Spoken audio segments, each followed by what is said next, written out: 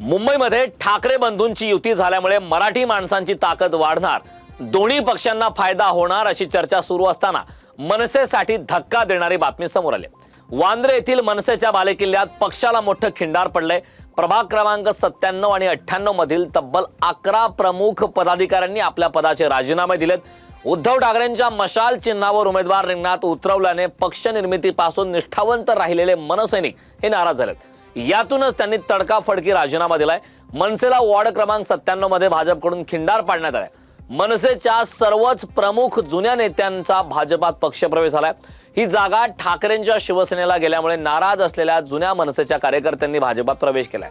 मंत्री आशिष शेलार यांच्या उपस्थितीमध्ये हा पक्षप्रवेश संपन्न झालाय। मनसेच्या स्थापनेपासून हे पदाधिकारी पक्षासोबत होते। अनेक वर्षे निष्ठावंत कार्यकर्ते मनसेसाठी काम करत होते, परंतु उद्धव ठाकरेंच्या मशाल चिन्हावर उमेदवार रिंगणात असल्याने आता नाराजी व्यक्त करण्यात आली। तरी अशा नाराजीच्या गोष्टी घडल्या असल्या तरी पक्ष म्हणून आम्ही अशा पदाधिकाऱ्यांच्या भावना जाणतो आणि अशा पदाधिकाऱ्यांनी ज्यांनी कार्यकर्त्यांनी अशा प्रकारे नाराज असतील त्यांची पक्षाच्या माध्यमातून नाराजी दूर करण्याचा नक्कीच प्रयत्न केला जाईल, त्यांना समजून सांगण्यात येईल।